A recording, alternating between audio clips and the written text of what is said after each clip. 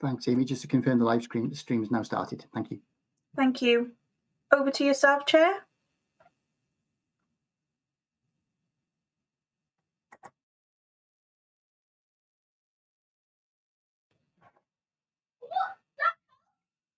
Hi, Chair. Are you able to come onto screen, please?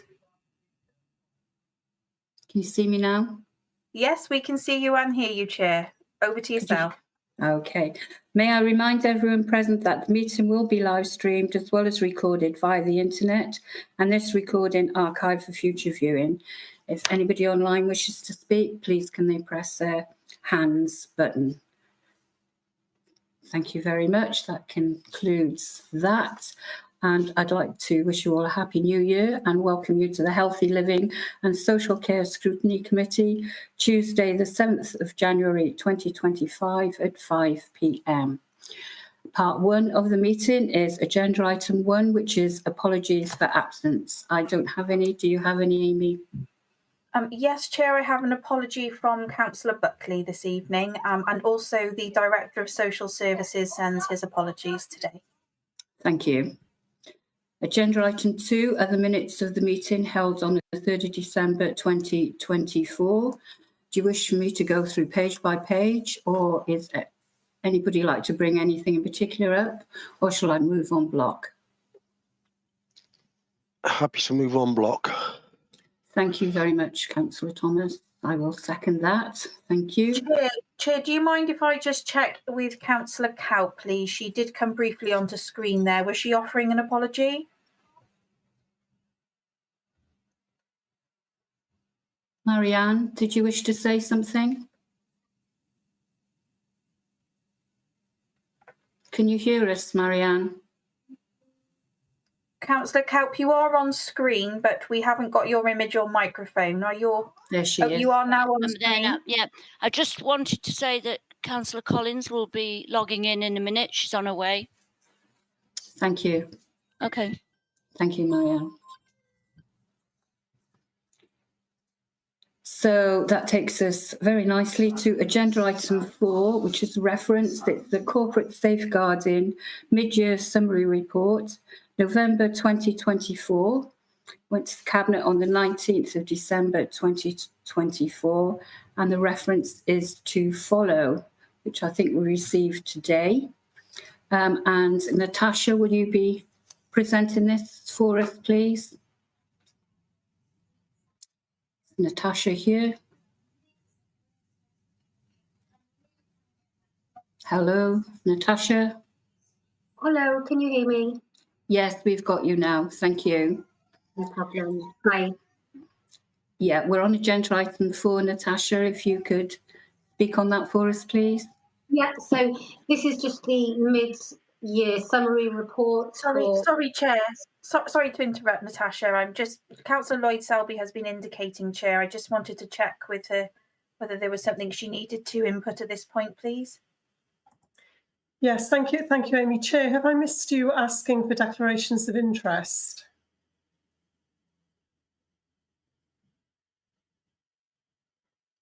I didn't hear a call for declarations of interest, but if I can make a declaration in relation to agenda item 5, the Regional Partnership Board, because I'm an independent member on the Health Board. I'm not required to seek dispensation for that role. My interest is personal, not prejudicial. Therefore, I'll stay in the meeting for that item. Thank you. Thank you. I saw your photograph at Landock, and it's a very nice photograph too, Sue. Does anybody else have any declarations of interest to declare? I can't see anybody's hands, so we'll move on. Natasha, back over to you. Thank you. Hi, yeah. So this is just a summary mid-year report. Members will remember that we've had quite a substantial annual report that came to you in September. So this is very quickly coming afterwards. This report just provides an overview that the work of the Corporate Safeguarding Board and the responsibilities have continued. There are no particular recommendations other than to obviously provide ongoing assurances for your scrutiny that corporate safeguarding arrangements maintained and continue to be robust. There is one item that I think for Councillor Lloyd Selby that she'd asked to be addressed from the annual report, that if Chair's happy that I can pick up now as a response, because there isn't anything particularly in this report that I need to raise members to bring up or for any additional discussion other than what's in the report today. So, yes, please, if you could address Councillor Selby's question. yeah, so I think following on from the annual report, there was a particular question to explore some of the data in relation to adult safeguarding reports, and particularly in relation to cohort of demographic of 85 plus, and to understand that a little bit more and to provide some clarity and also to provide some understanding of, as a council, what we do to monitor that and to understand that a bit more. So we've undertaken a piece of work to look at those reports. So what we found is in line with what I kind of described at last time I presented the report with that data, which is our 85 plus population. It tends to be, we have more reports in relation to those individuals because they predominantly have care and support needs. So we'll have a number of practitioners involved or a number of services. And conversely, they tend to submit reports of a lower level abuse or neglect. And what I mean by that is we have organisations like WAST who will refer because they respond to a fall and will identify that individuals don't have any care and support, or the opposite side where there are a number of people involved and families may be unhappy at the level of care that people are receiving, and they may make safeguarding reports as well. I think what I need to give is some context is of the reports of that cohort of data, there were only 40% of those, less than 40, sorry, 24% of those that required 7-day inquiries and our statutory safeguarding inquiries.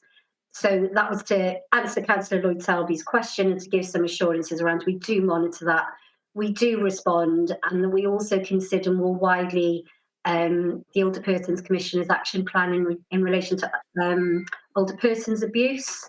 So I wanted to just address that issue, if that's okay as well.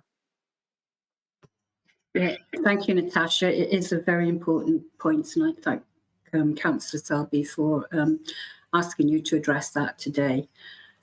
Does anybody have any questions? Councillor Neil Thomas.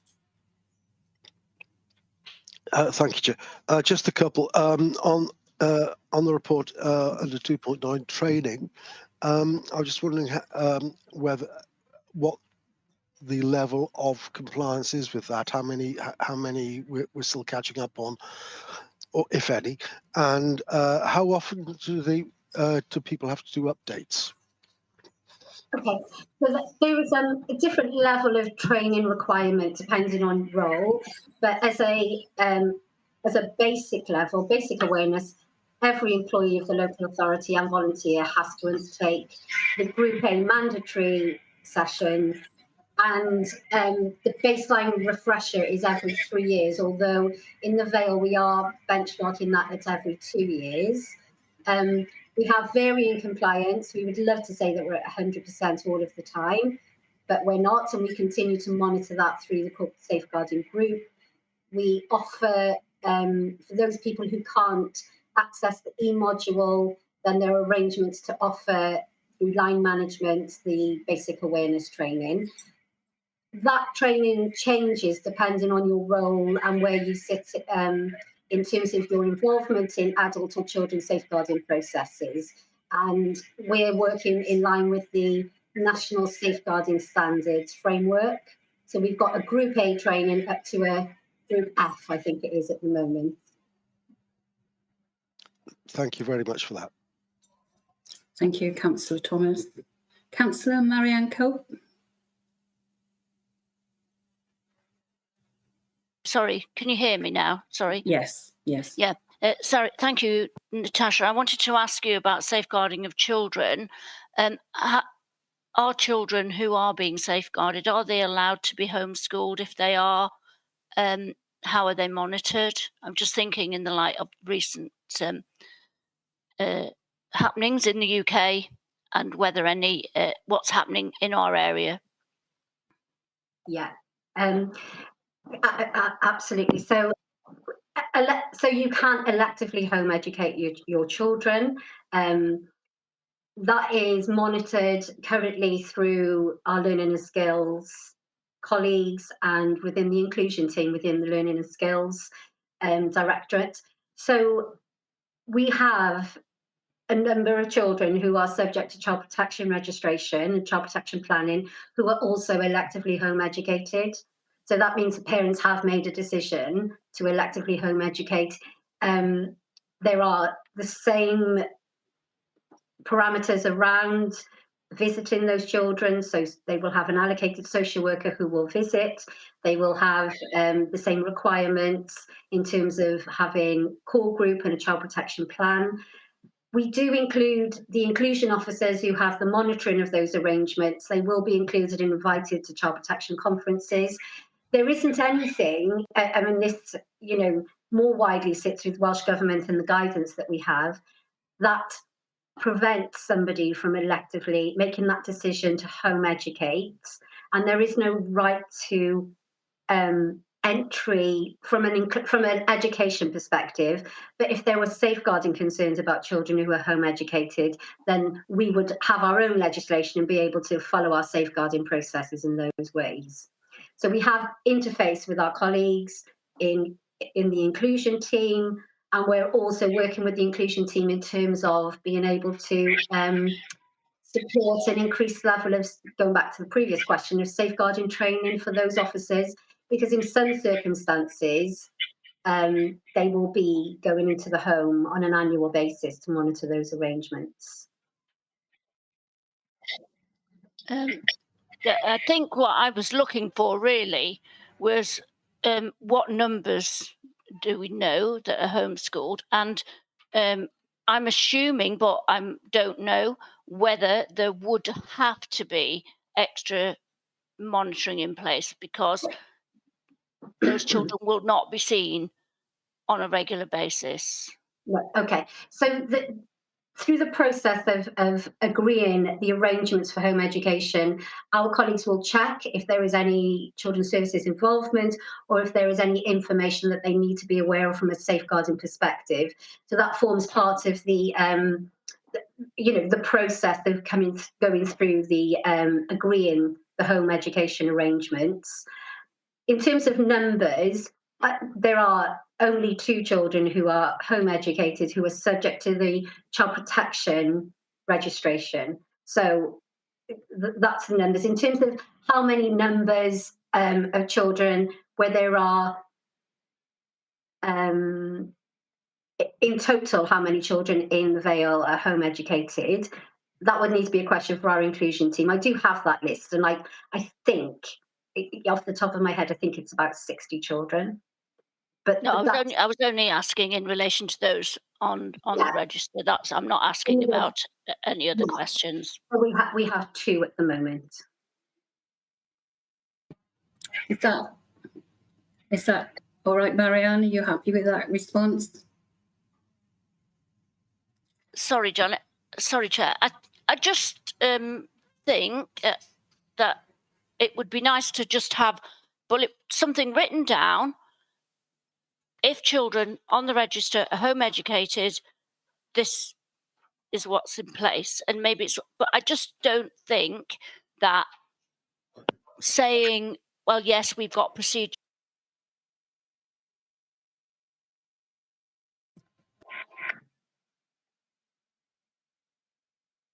Yes, are they?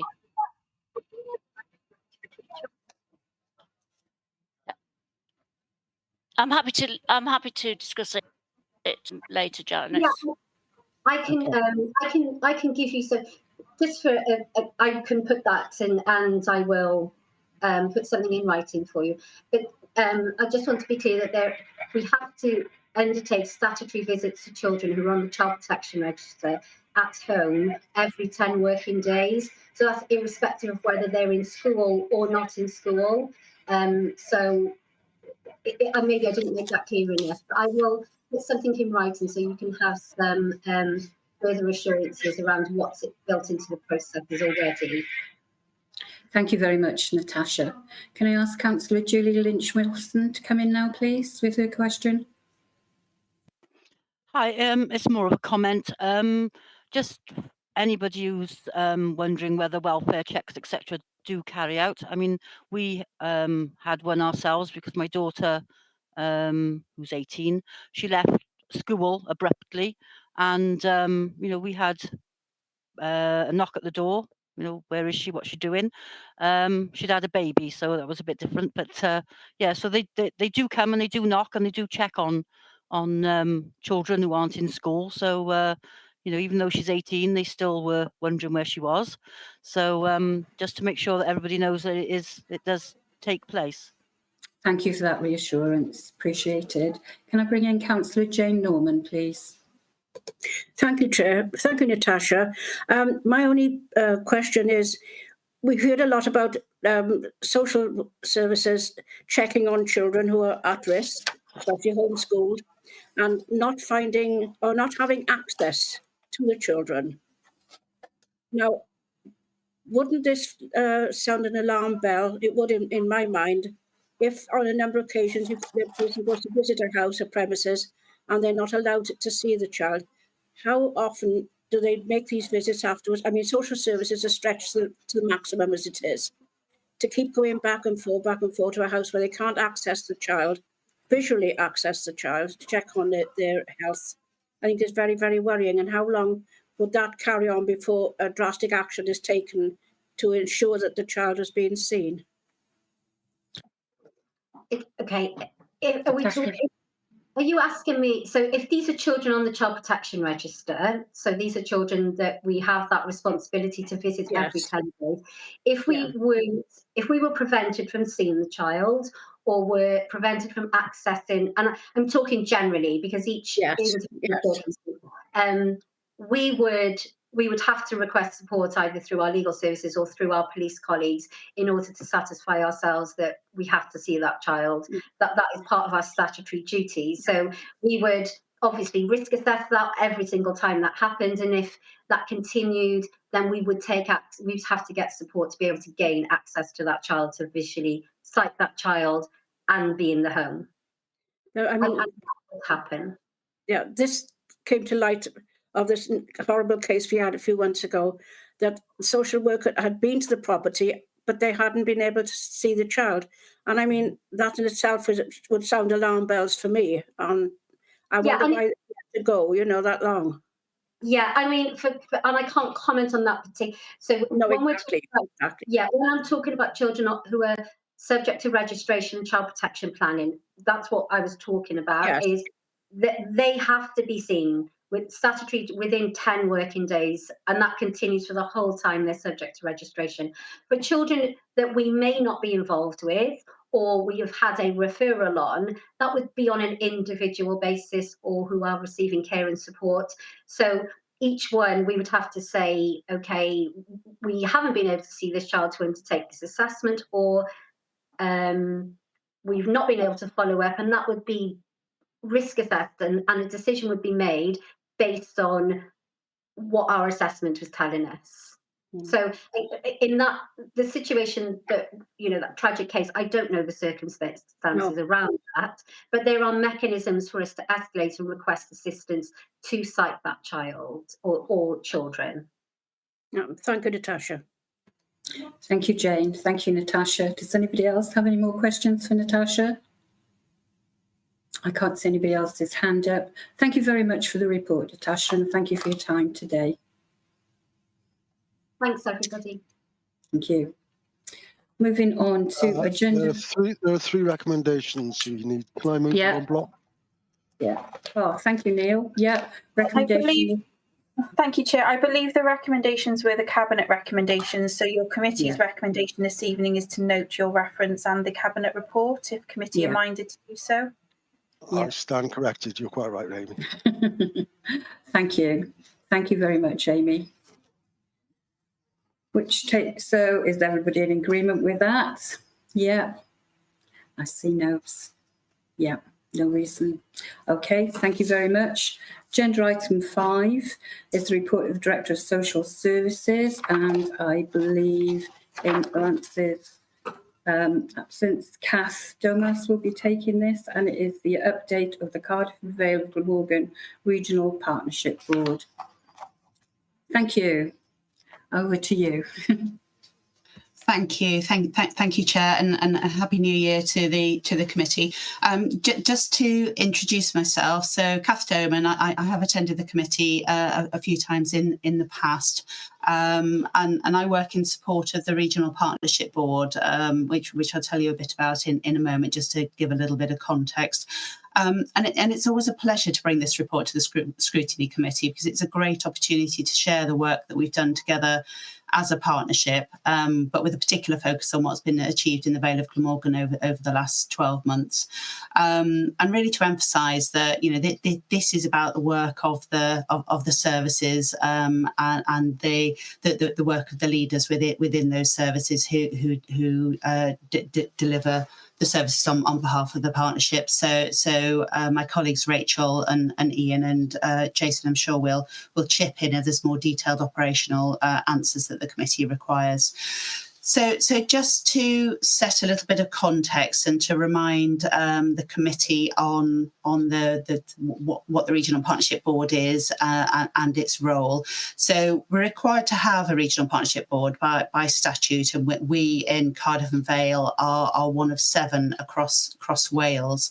And it's where we come together as the 3 statutory organisations, the Health Board, Vale Council and Cardiff Council, alongside representatives from the third sector and housing services, plus citizen representatives. And our overarching purpose is to improve how health and social care services are delivered. And I often say the RPB is not an organisation in its own right. You can't visit it, you can't knock on its door, but it's where we come together as member organisations to really coordinate our work as partners, and to make sure we're lining up what we do and recognising where we need to work together to improve services for our citizens. So it is very much about the work of our services and the colleagues that run them. So the credit goes to those colleagues. My job really is to coordinate and organise that with my team. So every year we produce an annual report, which is included in your pack. And I'll provide some brief highlights from that report. I won't repeat the content because it's all there for you to see. But just to orientate you, we organise our work into a life stage approach. So we have 3 life stages: starting well, living well, and ageing well. And really, that's around the idea that as organisations, no single organisation can enable a child, for instance, to start well in life. It's a team game, isn't it? It's something we have to work on together.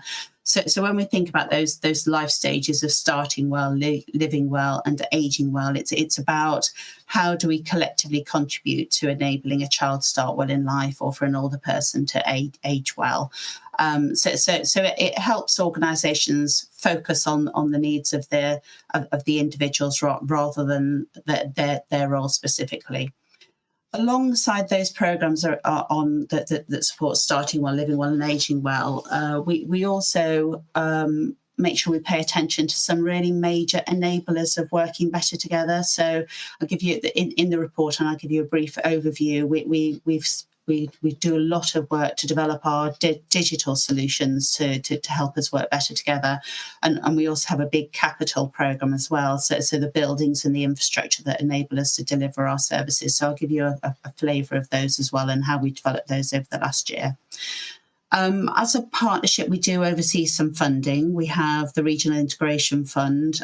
We also can access some capital funding, and it's probably in the region of about 20 to 22 million. So compared to the collective funding of our statutory organisations. It is small beer, but it does enable us to develop new ways of working and to test new ways of working as well. So it's important, particularly when organisations are under such immense financial pressure at the moment, that we've got that access to funding for us to test new ways of working. So we also have a major role in planning for the partnership. So what is it that we need to work on together? We're required to develop a 5-year joint area plan that was last published in 2023, and you've got a link to that in your pack. We've also more recently been required to develop a 10-year strategic capital plan. So that's a new requirement where we're really looking across the 3 statutory organisations and making sure our capital plans are lined up, and we're taking those opportunities to work together and develop capital developments together where that makes sense to do so and where it's going to improve services for people. We've also got a new requirement which we commenced last year to develop annual delivery plans. So if you think about the joint area plan that's 5 years, goes from the overview of broad commitments about what we want to achieve together, and then the annual delivery plans get into the detail. And then each year we do the annual report, which says what we've done, and that again is referred to in your pack. Another important area to just flag to the committee is the work that we do to build up our intelligence and our understanding of our communities. So collectively, we produce a population needs analysis every 5 years, and we also produce a market stability report. So really understanding particularly the social care market and how stable and sufficient it is to be able to meet the needs of the population. So that's kind of contextual bit. And then I was just going to pull out a few headlines from the report around those 3 life stages, just to bring it to life a little. So just thinking about starting well for the moment, that's around the joint working we do to support children, babies, children and young people. So how we coordinate our joint working across the health board, the 2 local authorities and the third sector. So I think one area to highlight, which we're particularly proud of, is the fact that we've developed a new service known as Galady, which is Lighthouse, and that's now gone live. And that's very much a psychologically informed specialist service for children and young people that have the most complex needs, mental health and well-being needs, and often with histories of trauma that's led them to have very complex needs, and probably one of the most important areas that we work on jointly together. And that's been developed over the last couple of years to make sure that we're able to respond collectively as a partnership and wrap around care and support and psychological support as well around those children, young people and their families, keeping them at home where we can, or supporting them wherever they are in the system, but importantly making sure that they don't end up in places that are not going to support their care. We've also developed over the last couple of years a no wrong door approach. So wherever that young person or their family approach our health and care system, we have a way of making sure that those children, young people and their families are able to access the right area of support. So those are 2 great examples of where no one organisation could deliver this on their own, and it's been really critically important for us to coordinate our approach and our care so that we get better outcomes for those children and young people and their families. We ever think about living well, so this is really our working age population. And it's mainly around unpaid carers, around people with learning disabilities, people who have neurodiverse needs or autism. So a whole range of services, which again we've developed jointly as a partnership. And there's a great example, I think, just to flag of we now employ 2 lived experience support workers who have lived experience of learning disabilities, and in the Vale that support worker is embedded within the learning disability team, There's a really great video that there's a link to within the annual report, and those lived experience support workers have made immense strides in championing the rights of people with learning disabilities, really raising awareness and delivering training amongst our staff, and have really added significant value. Just thinking about support from paid carers, that's been a major development over the last year since we launched the charter in March 23. Our unpaid carers representatives on the Regional Partnership Board led and developed and hosted the first Regional Unpaid Carers Assembly, which was a really great way of flagging and highlighting the critical role of unpaid carers in our services. And also the Carers Gateway based in Penarth. We've had a new provider over the last 12 months, Chivida, and they're providing information, advice and support to unpaid carers across the Vale of Glamorgan and across our wider region as well. So we're really making sure that unpaid carers, which we all recognise are so critical to care and support of people in our communities, are recognised and supported and have access to that information, advice and assistance. So turning then to the Ageing Well headlines, I think there's probably two major areas here. One is around our dementia programme. So you'll be very aware, I'm sure, of Dementia Friendly Vale. So really great programme of work where hundreds of businesses and people now are becoming dementia friendly. Working with GP-led diagnostic clinics as well. So making sure that increasingly access to that diagnosis and support is in people's communities. It's with primary care, with the GPs that they've known for a long time, and that really supports early diagnosis. So our programmes of work have enabled us to start to shift that diagnosis where it's sensible to into the community and ensure people get access to that early diagnosis. And also the development of memory link workers, the team around the individual and mental health matters. That's a great service that when people are in hospital who have dementia, they've got access to activities within a hospital that keeps them independent and orientated in what can be a really, really difficult time if people end up in hospital.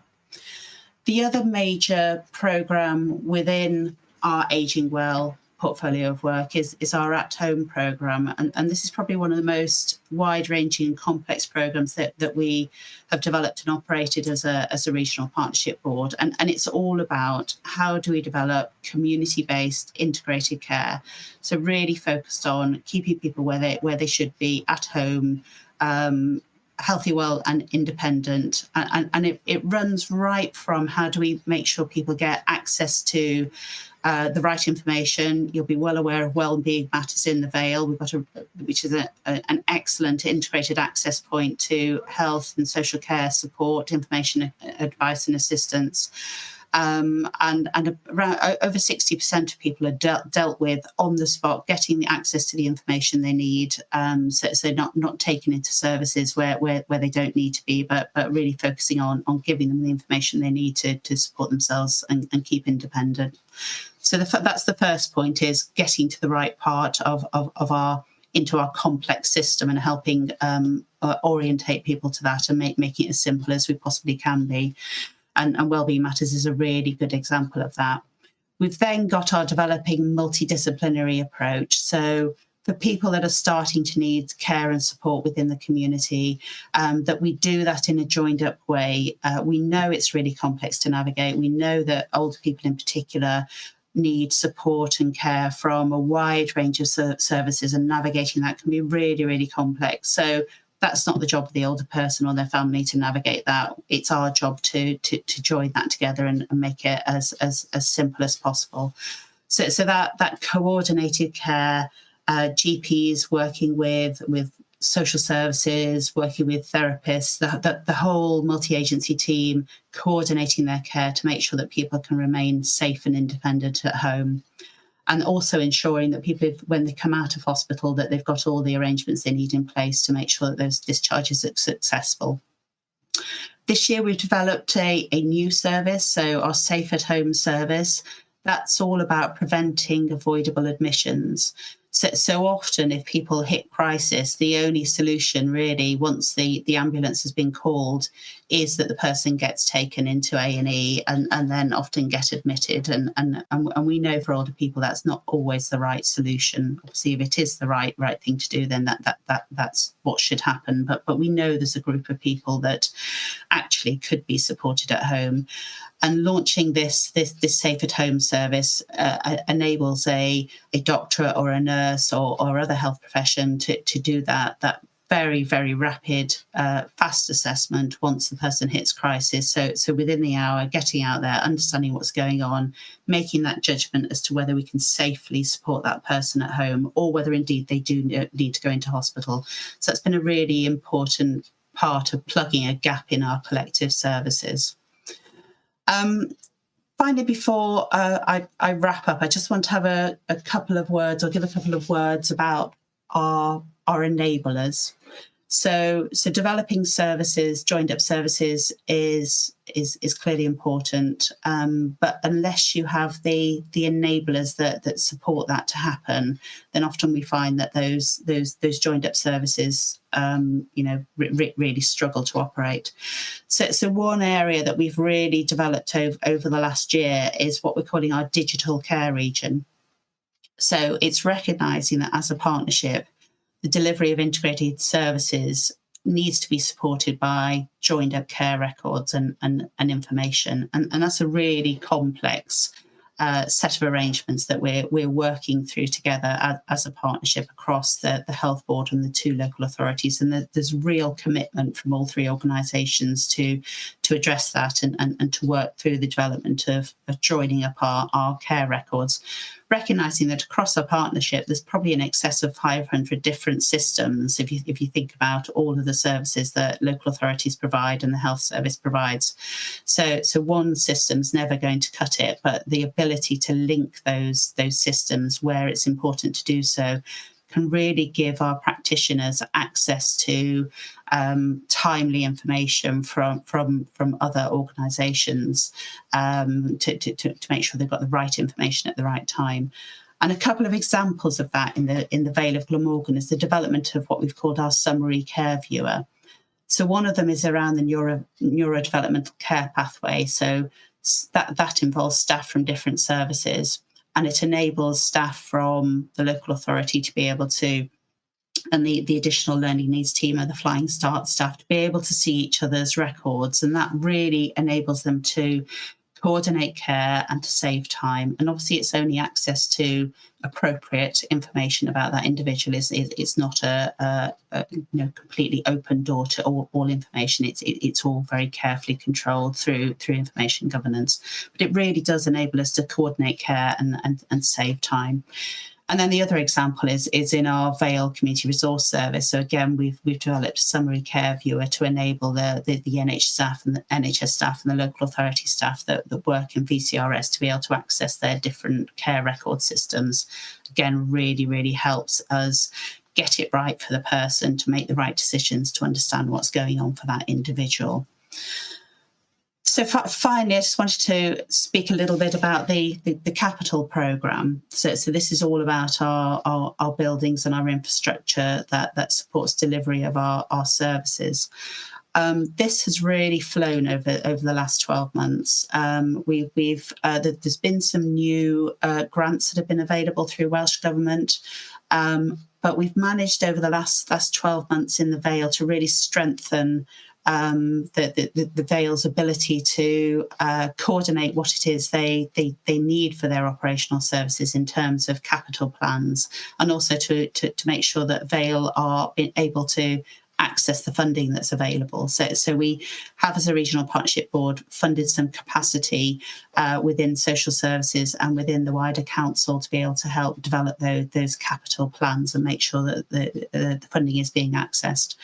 And that runs from really small scale stuff from disabled facilities grants and grants into the third sector that the third sector organisations can access, right through to the development of residential care schemes for children and young people, for unaccompanied asylum seeker children, improved facilities for day opportunities for people with learning disability, and the the development of community living for older people. So we have a lot now in the pipeline that's being developed, that we're helping the Vale of Glamorgan access that funding nationally, and that will really strengthen the way we deliver services right across the whole spectrum of starting well, living well, and aging well in the Vale of Glamorgan. So I'll stop there. I hope that's given a bit of a flavour as to what we've developed and over the last 12 months. I'm very, very happy to answer any questions or provide any further clarification. But thank you, Chair.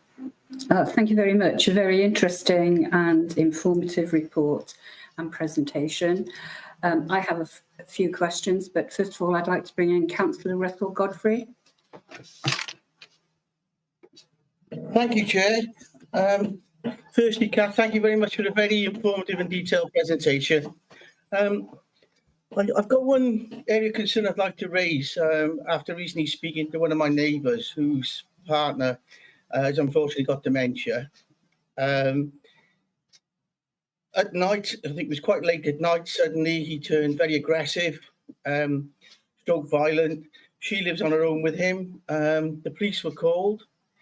And it appeared that basically there seemed to be, out of hours, very little support there. Basically, the police said there was two options. She could either call another relative to come and stay with her for the night, with her husband there, or they could take him and lock him in his police cell. Now that sort of concerned me. The following morning, however, she did say that once everything was open again, things moved very, very quickly, and he was taken to Barry Hospital where he is now. But I was just a tad concerned that a lady on her own with a husband that's suddenly flipped and turned very aggressive. You know, I'd like to think that there was more support there out of hours than there appears to have been there. Yeah, that's really concerning, isn't it? I would hope. I mean, I'll have to do some more detailed investigations for you and come back to you. But I would hope if the person had called our out of hours service that they would have been able to at least put that person in a place of safety, even if it meant admitting to a hospital. But the thought of an individual going into a police cell as a result of aggression associated with dementia feels like a very poor solution, doesn't it? And not at all person-centred. But I can explore that for you and get a more fulsome response. Thank you. His wife was horrified, She said, no. I can believe it. Thank you, Kath. Thank you, Councillor Godfrey. Thank you. Councillor Marianne Cope.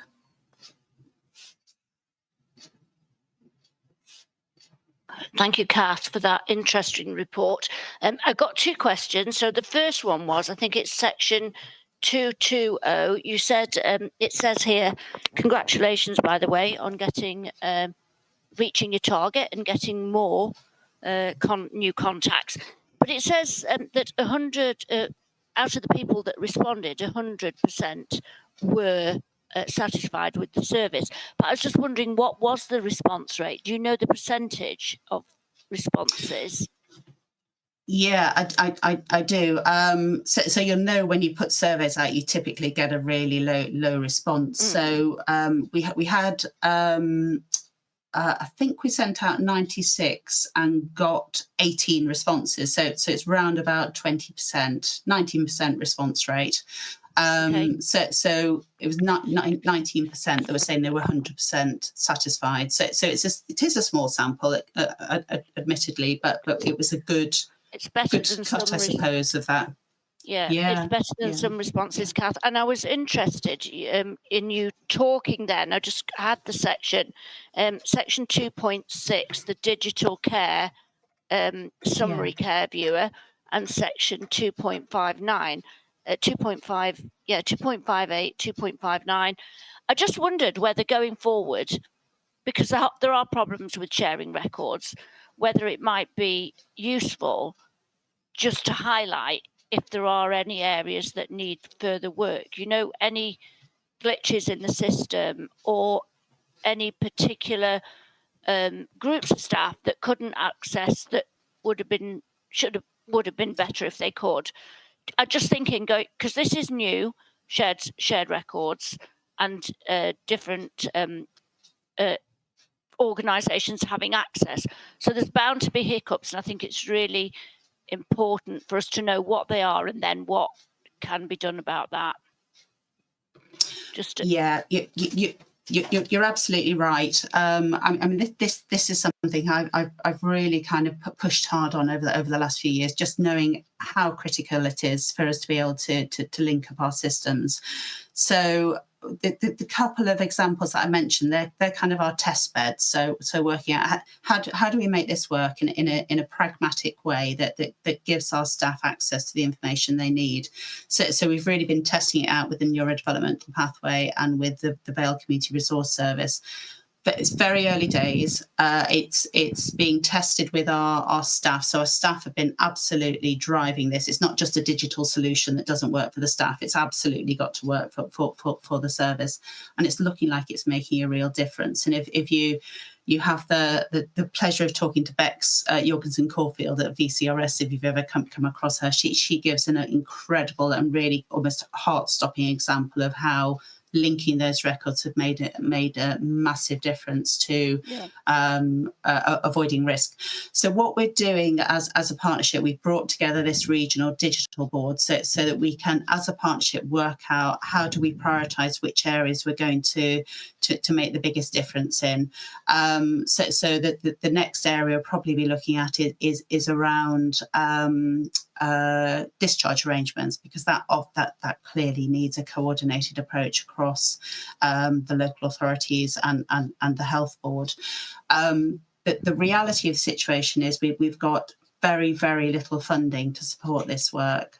We've not managed to secure any significant amounts of funding from Welsh Government, and we've actually recently made representation to some of the ministers to say, look, we are making a big difference here on very, very little money. So if you delegate more money to us locally as a region, so that the Vale of Glamorgan, Cardiff Council and the Health Board could really act actually as a trailblazer across Wales, because we've got some real experts luckily within our partnership, and if we could attract some increased funding, we could really develop that on behalf of Wales.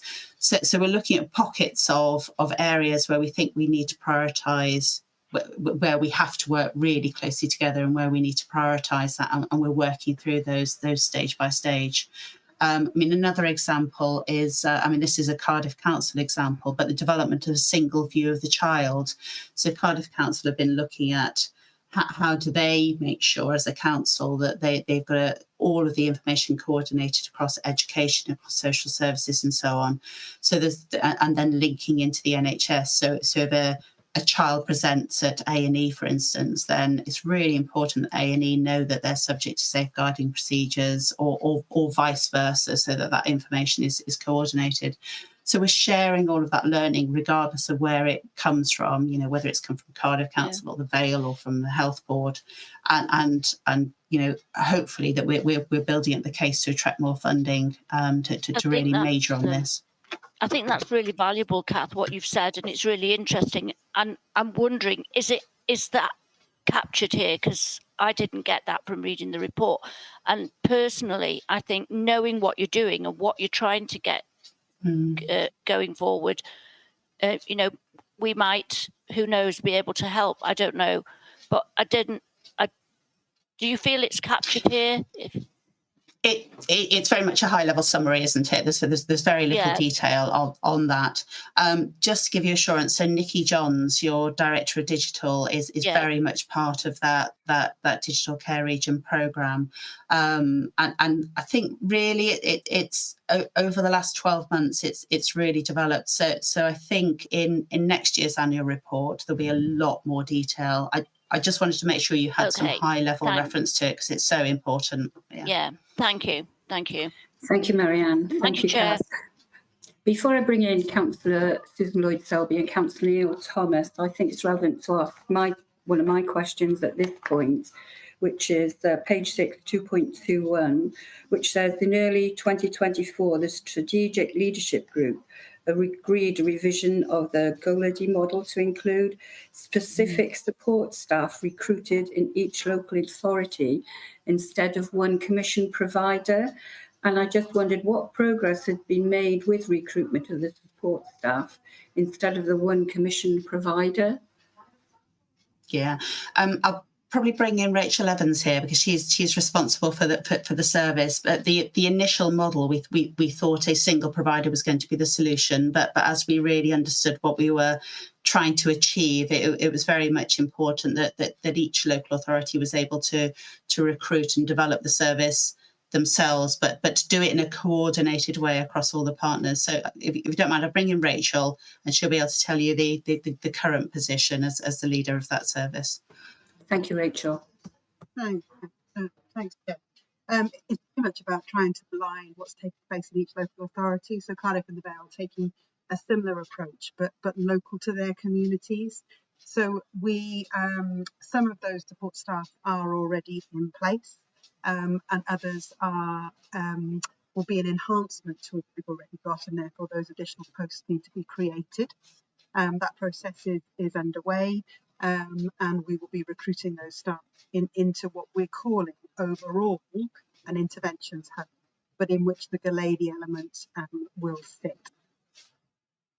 Thank you, Rachel. Thank you, Kath. Can I bring in now, please, Councillor Susan Lloyd-Selby with her question? Thank you, Chair. Thank you, Kath, for the report. Can I just start with a comment, and then I've got two questions. A comment, it was really great to see Stacey and Joanna's stories and to hear about the really important work that they're doing. So critical to have their voice involved in the whole process. So, please pass on our thanks to them for the really important work that they're doing. We're very grateful to them that they're willing to use their lived experience to ensure that, the work is done as effectively as possible. So that was really great. It was also really good to see the report about the at-home work. What wasn't clear to me is whether or not the approach to multidisciplinary teamwork in terms of cluster work, is that reaching all of the Vale, so every area of the Vale? So that's my first question. And my second question is that the report, page 29, includes data which only relates to Cardiff. So it talks about EU attendance for people with an active social care agreement in Cardiff Council and makes clear the gains that have been achieved through the partnership approach in terms of a reduction in delayed pathways of care for those people who are have a social care package with Cardiff Council, but there's nothing for the Vale. I'm just wondering why we don't have that data. Is that in the annual report that you're referring to? Yes. Yeah. Okay. So on the first one, and I absolutely will pass on your thanks to Joanna and Stacey because it just makes such an immense difference, and we're so proud of what they do, and they'll be really thrilled to get your thanks. So we'll pass that on. In terms of that MDT working, I will have to come back to you because we've got nine clusters across the whole of the region.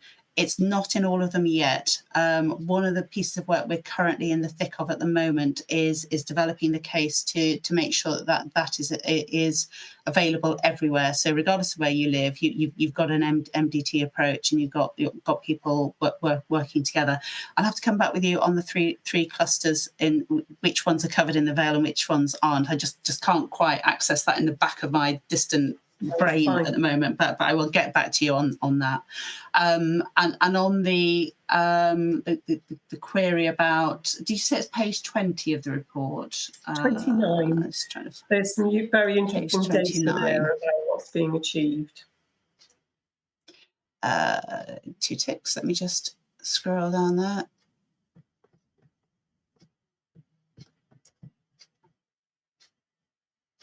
I mean that data is we've done a huge amount of data development. So I think when you see the report this time next year, there will be much more information associated with the Vale of Glamorgan. But I can dig that out in the interim and make that available to the committee, so I can share what we have available currently that covers the Vale. Thank you, Kath. So Chair, if that's all right with you, if we could just request for that additional information just to be circulated to committee members when it's available. I think that would be really helpful so that we can understand the reach of the cluster multidisciplinary approach across the Vale, what the ambitions are for those areas that aren't covered, and I'm sure there are some, and also if there is any data available about impact of work being done in the Vale. But I appreciate the pressures, so I'm sure when it's available. Thank you. I'm sure this can be put on to an agenda item for future meetings, if that's okay. Kath, can I bring in Councillor Neil Thomas now, please? Thank you, Chair. Thank you for the report and for your rundown of the highlights of it. Question relating to telecare. Well, actually relating to the whole sort of gamut of care for people. We run the Vale, as you'll be aware, are running a telecare service which helps avoid people getting into hospital. We then also run an improving system for step down from hospital that seems to be working very well, which is actually freeing up beds within the hospitals, and as I say, it seems to be supporting the NHS quite well. I'm just wondering what support the Health Board are looking to give towards our telecare service, which, including the full service and stuff, does help support the NHS and reduce the demand there, and whether there's you may be aware that we're having to increase our charges for our telecare service because of budgetary constraints. And I'm wondering whether, given that it's a mutually beneficial service, whether there's any room for negotiations. There's always room for negotiations. I suspect the reality is that given the pressures on both the Health Board and the local authorities at the moment, that well, I can't speak on behalf of the Health Board, but it's certainly not been raised in terms of providing any funding into the Vale of Glamorgan. But I know that the full service is really highly thought of, and the impact of it is really recognised.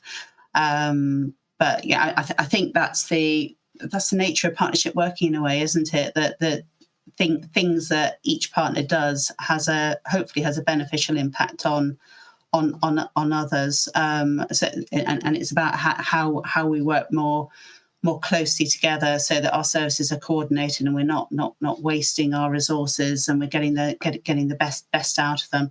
But I'm not aware that the Health Board's been approached by the Vale of Glamorgan formally in terms of investment in the full service.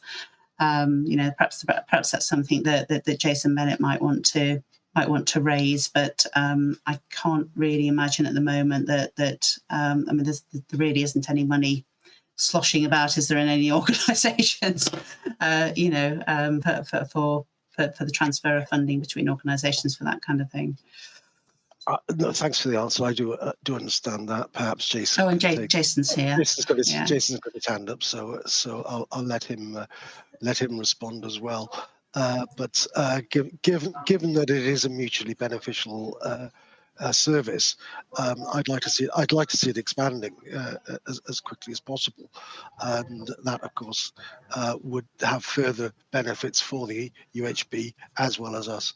Thanks. Thank you, Jason. If I could bring you in there, please.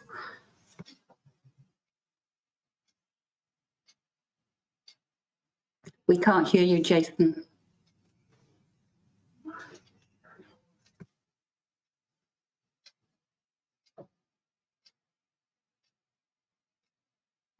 We still can't hear you, sorry.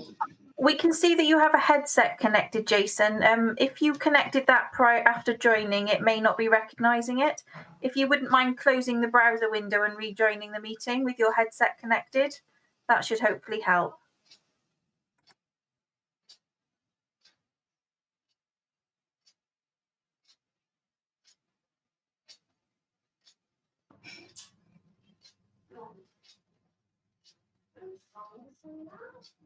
We still can't hear you, I'm afraid, Jason. Would you mind closing leaving the meeting and closing it down and rejoining, please?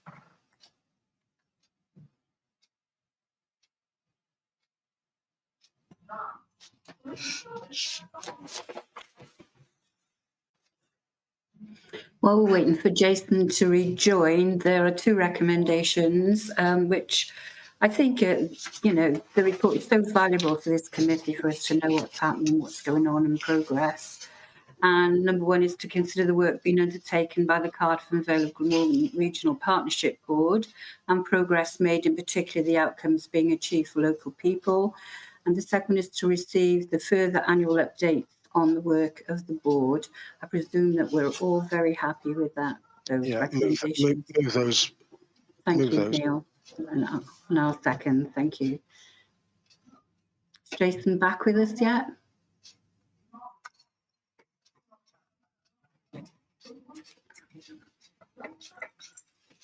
Hi, Jason.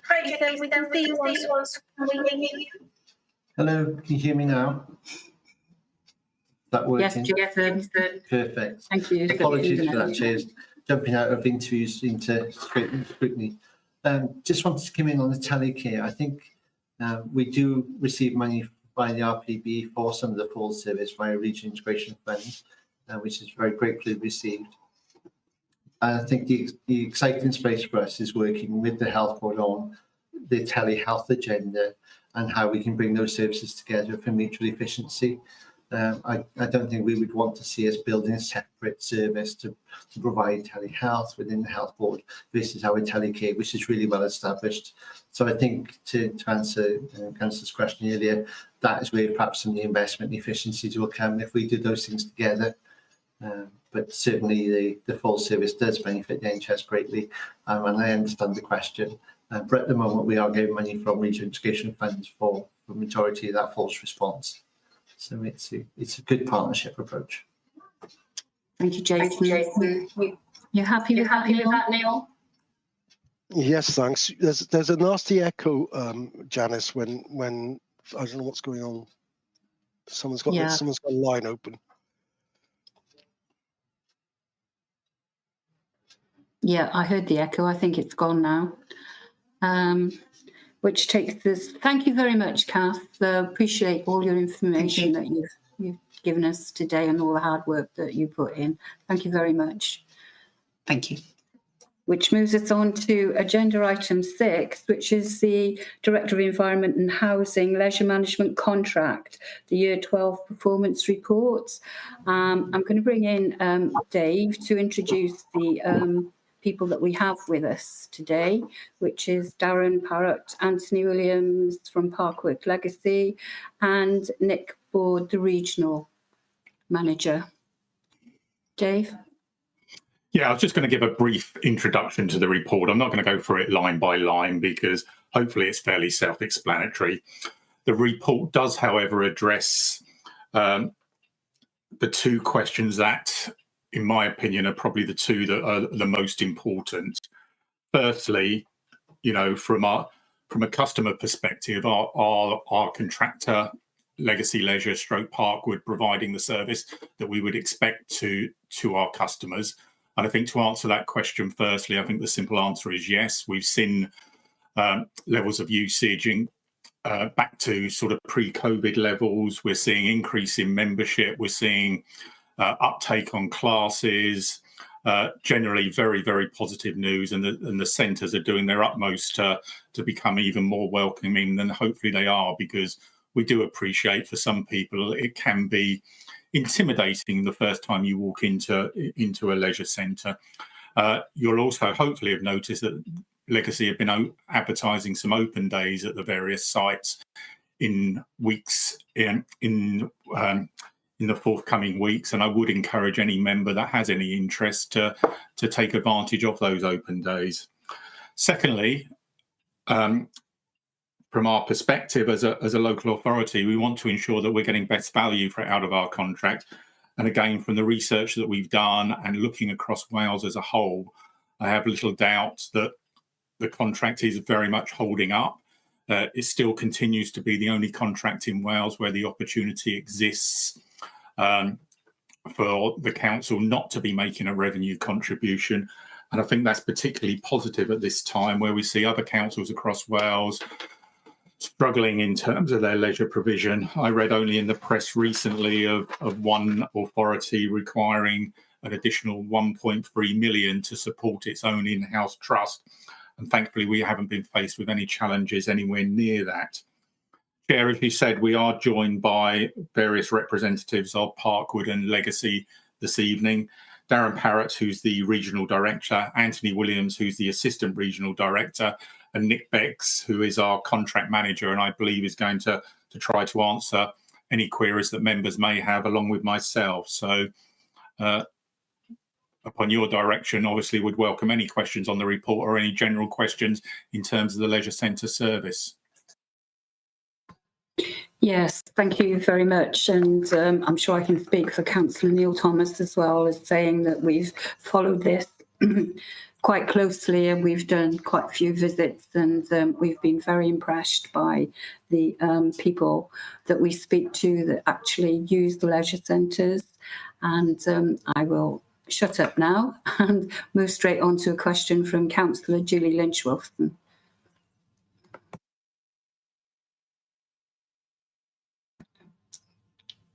Councillor Lynch-Wilson.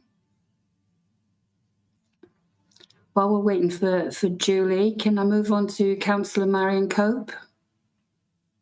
Thank you. Thank you, David, for that report. I've got a couple of questions, and I'll give you both of them now. On page 5, it says Legacy Leisure have been unable to mitigate all of these costs through price increases. So I wondered what their plan was going forward about that. And the second question refers to the NERS programme. So considering the rise in referrals, that's really good. But what are the plans going forward in relation to the long waits? And are the complaints on site purely in relation to the wait time, or are there other complaints? I'm not clear. Thanks, David. I'm going to let Nick take the first question, and because the NERS operation is the local authority, I'll take the second question. So if Nick's with us and he's able to join. Good evening, everyone. Hi, Nick. Thanks for your question, Marianne. Yeah, I mean, I think it was more of a statement on the report, really, in all honesty, to say that, you know, inflationary increases that have been put into the contract both last year and, interestingly, this year have been quite similar, in line with a sort of 3 or 4% aspect, whereas price of living is going up at a lot higher than that, although it obviously has settled in the last 6 months or so, as we all know from the national press and what we see. So I think it was just more of a statement. I mean, I think you make a very good point, though, in terms of that does put a pressure on a not-for-profit business, because Legacy Leisure is a charity.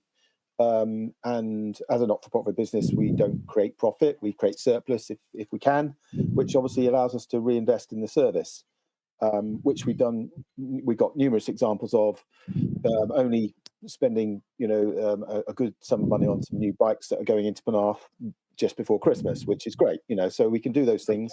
So our success breeds the service's success to a degree.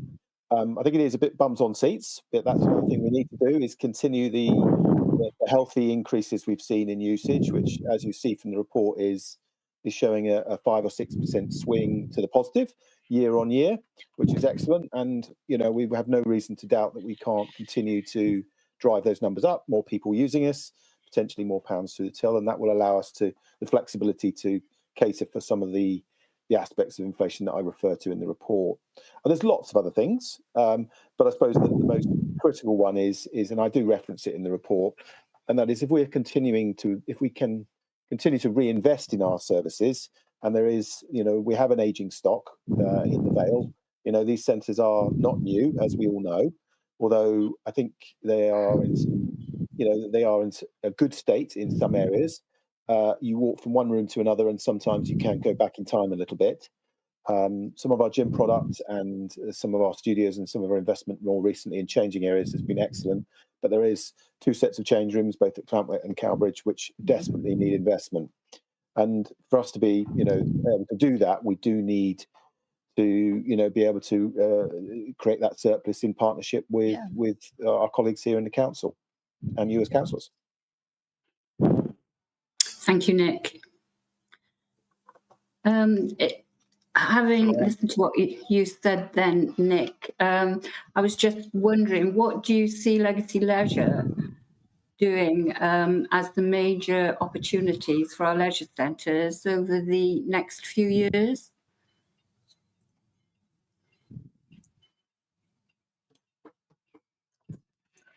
But before Nick comes in, Chair, I just want to check if Dave or Nick would like to respond to Councillor Cowp's other questions just before we move to your own, if that's okay. Sure, yeah.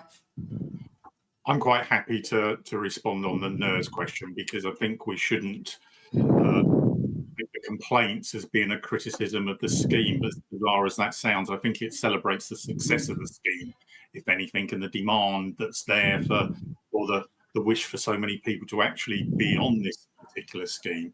To put it into context, we have 3.4 full-time equivalent posts that deliver the NERS programme, and clearly it isn't necessarily about accommodating all the new customers that are referred, particularly at this time of year, interestingly.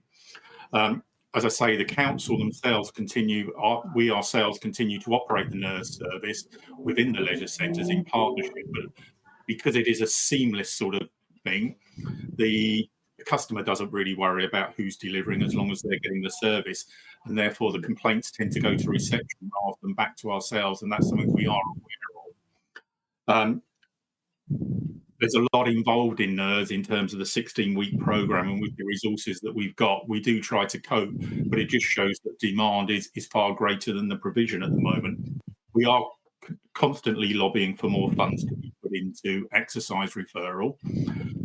We're also lobbying in terms of the fact that it's the only prescription in Wales that you actually have to pay for to be part of, which again, I think is questionable when we hear that prescriptions is free. The Director of Public Health for the University Health Board actually visited Penarth Leisure Centre today, and I was delighted to show her around with the various initiatives that we've got ongoing that link very closely with health and are obviously of great interest to this particular scrutiny committee. She was extremely impressed in terms of what she saw in Penarth and was able to speak in terms of the scheme. Fully understands, because obviously the funding does come by the health service. Fully understands our needs for further investment and further resources, and really appreciates the agenda that we try to work to in terms of taking pressure off the NHS. However, as we're all aware, there are great pressures on the health budget at the current time, and investing in preventative, and NERS isn't totally preventative, but it is to a certain extent preventative, is also challenging when the demands on patients at the front end. We heard about the flu epidemic and the pressures that put on the NHS services over Christmas. It is a balancing act. She has promised to take our message back. She is liaising with us in terms of what we can do with NERS. The solution is we need more people. We've got the capacity in the actual centres, but we haven't got the capacity within the people. And I think, Councillor, you're fully aware of how dedicated the sort of staff that work on NERS are, and the difference they make to individuals, the difficulty quite often they have saying goodbye to clients who want to stay more than their 16 weeks referral. Yeah. So there are challenges. Yeah, it's an excellent programme. I know that, and very valuable. And that's, it makes such a difference to people's lives. But like you say, you can only do so much, can't you? With the resources I think you probably summarised what I was trying to say there. Yeah. Thank you, Dave. Thank you. Apologies, Marianne. Apologies, Dave. No, honestly, it's not a problem, Chair. Thank you. I'll come back with my questions later. Julie Lynch-Wilson, Councillor Julie Lynch-Wilson, are you there now? No, she disappeared. Councillor Neil Thomas. Thank you, Chair. Yeah, I had a couple of questions prepared, but I mean, first of all, thanks for the report. I mean, it's comprehensive as we've come to expect. First question really was about, I think Dave and Nick have both, to a certain extent, addressed it, and that's it's pleasing to see that the numbers of users that have back to pre-COVID levels for most of the facilities that we have. I just wanted to know sort of what strategies we have to increase the members in the future. And the second question, Nick, while you're on, is I know we put in the solar panels very recently, and I'm just wondering whether we've seen any results or anything you can lead us to indicate the success or otherwise of them, please. That's it. Okay, I'll come back to the final question there, because I don't quite think I fully captured it, but the first bit, definitely. I think plans in leisure is always to obviously do better. You know, although we are a charitable not-for-profit trust, we do run like a commercial unit to a degree, so we do need to see more members. We do want to see more users, and that benefits us all, and that creates the social value, which hopefully helps some of the other services that you offer, you know, in terms of social services or healthcare services, which I've listened to a number of individuals on this committee today. So I think the social value is one thing that we should track, and I refer to in the report. There is a much more detailed, quite geeky report if you're really into it, and I am. But I gave you the highlights, and year on year we've seen some of the biggest increases in the Vale in the UK. So I'm extremely pleased by that, because that shows that the leisure centres are not just providing a service, but they're also providing opportunities to reduce other services and make them more efficient. You know, whether it's the draw on the police service or everybody's health. I mean, just taking diabetes as an example, which probably most people would comprehend. You know, exercise and better dietary and health can reduce that, therefore the burden on our health service. And that's what we've got to try and do as a collective, is we've got to try and reverse that trend politically and as an organisation, that people think we are a non-statutory service, although I appreciate we are. We would love to be a statutory service, and that's what we need to go into bat for, because it is a critical service that we offer. So I think social value is one thing that will come up again, and I will refer to it in future reports, as I have done in the last two, because I think it's a really important measure for us all to understand, and hopefully my basic explanations in the report have allowed you to, you know, just comprehend the basics, because it isn't necessarily it is quite a detailed report on the appendices. I think so. Improving visitors is obviously a huge yardstick for us. You know, I really have an aspiration to hit 1 million visits to our centres. We are a little bit way off. It's more of a vision than a reality right now, but we almost hit 800,000 visitors in the period that we're referring to, and I would hope that we can achieve over 800,000 in this next coming year. And I don't see any reason that hinders us that, other than what our chair, councillor, just to answer your meeting, and I do go back to what I said earlier. Our centres still need investment. There are pockets of areas within our centres which I've shown you personally, I think, in most cases. And when you've had, you know, when you've given us your time to centre around the centres, I think there are some areas that badly need a bit of attention. There are some nice areas, there's some well-used areas, but I think they could be better used if people had a better service. The other thing I think we need to focus on, and as a leisure provider, I think we can absolutely do that, is a cleaner, smilier, happier, more efficient programme and service. You know, and we can always get better at that. You know, where you've introduced a phone service which allows us to monitor phone calls into the business in the last year. Those at the service level that we can offer our customer, it doesn't matter what the state of the facilities, we can always add that people factor, which I think people come to a leisure centre for. It's part of the community, and we should continue to focus on that. Yeah, the other part of my question was to do with the solar panels that we've all installed at Penarth, and whether there's any early indications of the benefits of those. Right, sorry, I heard panels and not solar, so thank you for that, Councillor Neil. Yes, so the install is complete, and we've seen the benefit of it since October last year. So we've had now a full quarter of benefit at Penarth, and I'm sure, yes, so there is benefit definitely coming through. There's some tidying up to do with your colleagues within the department in the council in terms of, setting up an agreement which is in its final stages, just to sign that off and make sure the commercial terms of that particular install are correct, and so that needs to be done. And a metering service to externally provide that information, Councillor, is needed, and that hasn't actually been installed yet. The meter is there, but the information is being collected, but it hasn't been analysed yet because we obviously only in the early stages of use. But definitely providing free energy to Penarth Leisure Centre, which I think is the most important thing.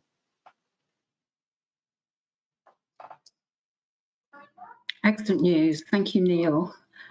Councillor Russell Godfrey. Thank you, Chair. Only very, very quickly, Nick. During the course of the visit we made to Penarth, which was very, very interesting, I picked up on a point which Dave made as part of the tour, that during the refurbishment there, you, as a company, took it upon yourselves and allowed members there to use alternative locations. And I'd just like to thank you for that. It's obviously thinking outside the box and something you didn't have to do. And I think it's only right as a committee that we applaud that. And as I say, thank you very much. Oh, well, thank you for saying that, Councillor.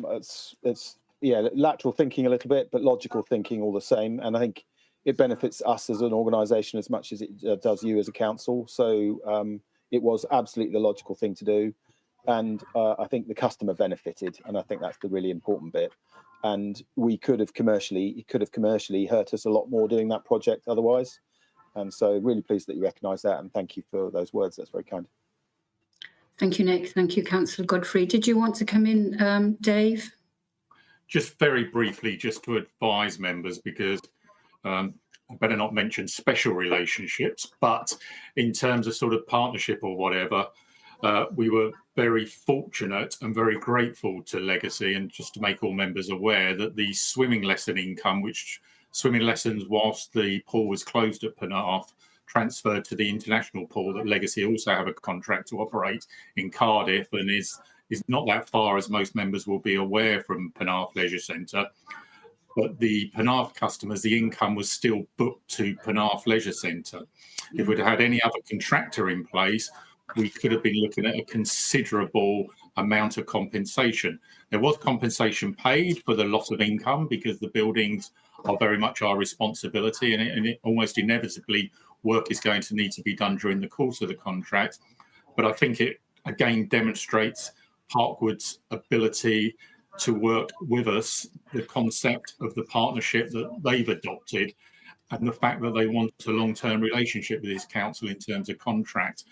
And where I mentioned earlier in terms of struggles that other local authorities are having, I think it's something that we should recognise and be very grateful for, and very, very pleased. And hopefully there'll be information coming forward in the not too distant future about how we intend to extend our partnership with Parkwood.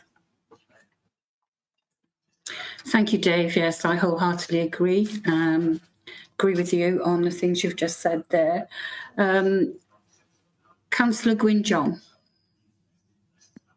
Thank you, Madam Chair. I'm just delighted that I've been cabinet member for 7 of the 12 years with Parkwood Legacy Leisure, and quite honestly, it's been a huge success. This current year, I'm absolutely delighted to see the numbers going really back up, and it's quite amazing by which high percentages that is. Working with Legacy has been excellent. And I must say that had we not gone down this road many years ago, I doubt if we'd have leisure centres today in our current climate. So I would like to congratulate Nick and his team for all the hard work they put in and the support they give us as a council. It's been absolutely tremendous. Thank you.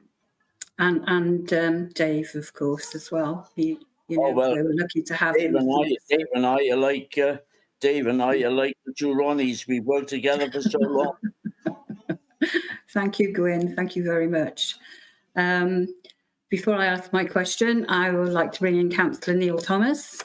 Sorry, Chair, I didn't realise you had a question. I was just going to move officers' recommendation. Thank you. I'll bear that in mind. And agree with Gwyn's comments on the benefits of legacy. Thank you. Thank you.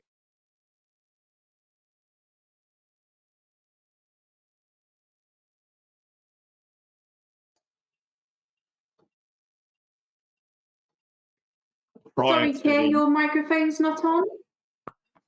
Right, I'm back with you.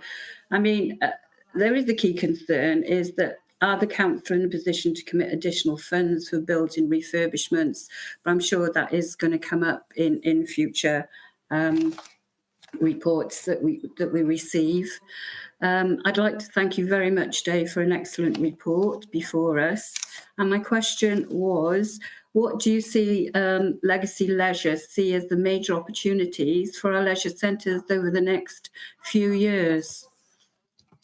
I will let Nick answer that question, but I would like to come in very briefly before the recommendations are approved, just to explain a little bit more what we've been asked to do. Okay? No problem. Yeah, okay. Nick? Yeah, thank you. I mean, I don't want to repeat myself, but I think, our opportunities in the future are very much a health agenda. As I said, going back to that social value I referred to earlier, we've got to make sure that that number continues to increase in terms of that's what the leisure centre offers is people's well-being and reduces their burden on other services, which are also under great strains. And you see that every day in not just the Vale, but across Wales. So I think that the health agenda is key. You'll recall, I'm sure, from when I previously attended one of these sessions only 12 months ago, that we talked about the active communities manager, who's still in position and still running through a 5-year strategy, and we're in now year 2 of that. We've got to continue to do more. Whether it be table tennis or our Good Boost program we've introduced this year. There's lots of good health programs we've introduced.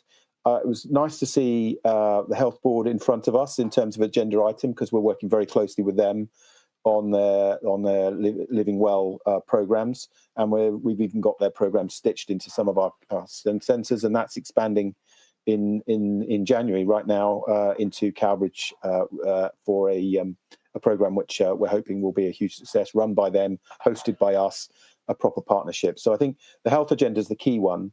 But I think you made reference to that commercial aspect of capital funding is critical to continuing to evolve our product.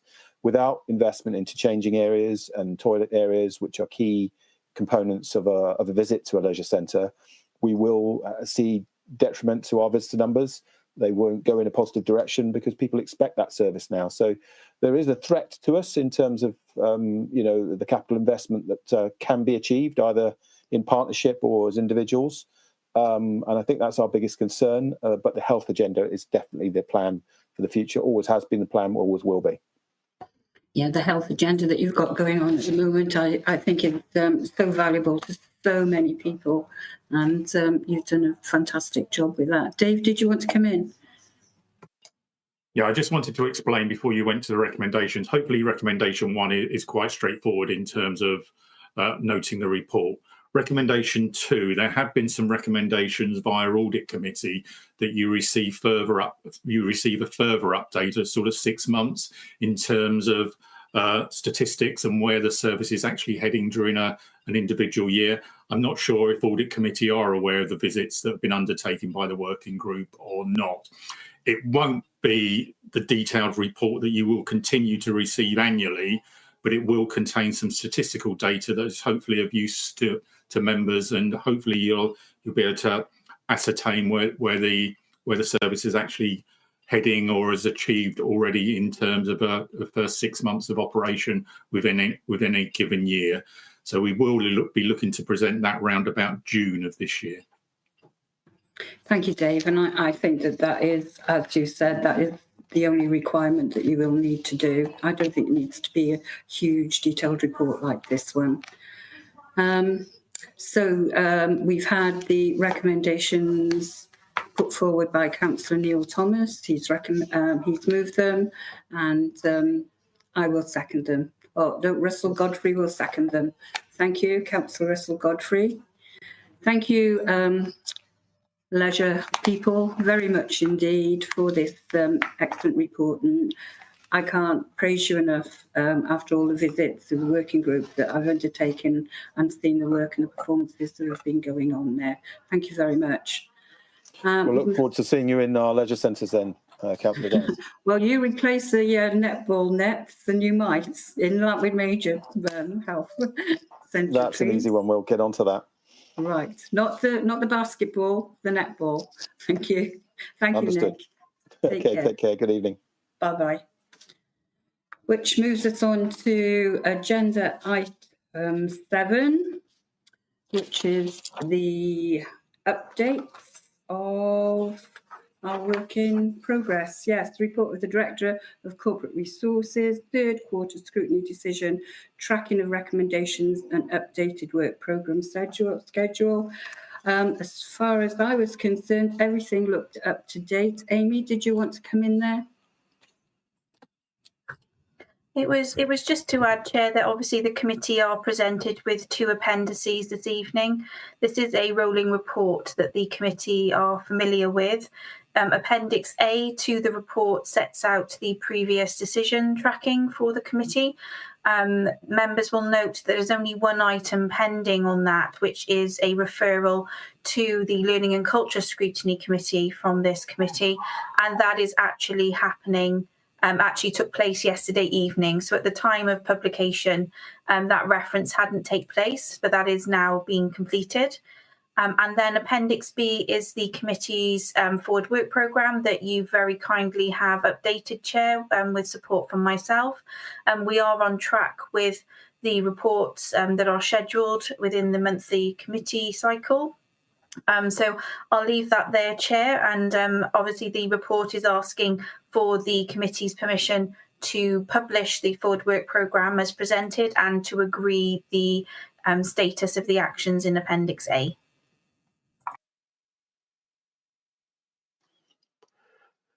Can I move that, please?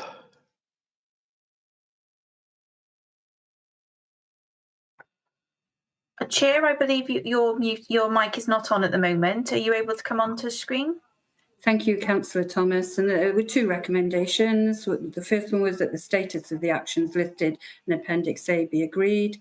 And 2 was that the updated forward work programme schedule for 24-25 attached as Appendix B be approved and uploaded to the Council's website. So I will second that. And oh, that's you, Amy. I didn't recognise you from the side view. What date is the next meeting, Amy? It is the 4th of February, Chair. 4th of February. Thank you very much. And which takes us on to any items which I've decided are urgent. I have none. We have no part 2s. So thank you all very, very much for your attendance this evening. Thank you to all the officers for all the reports. Chair, do you mind if... Sorry to interrupt, Chair, but I can see Councillor Cowper has come onto screen. Can I just check if that's a question related to the last report at all? No, it's just to give my apologies for the 4th of February. Thank you. Thank you. Thank you, Councillor Cope. We got your emails that you sent, which was very much appreciated. Thank you. So good night, everybody. Enjoy the rest of your evening if you have no more meetings to go to. And Happy New Year all. See you all on the 4th of February. Thank you, Chair. Thank you. Bye-bye.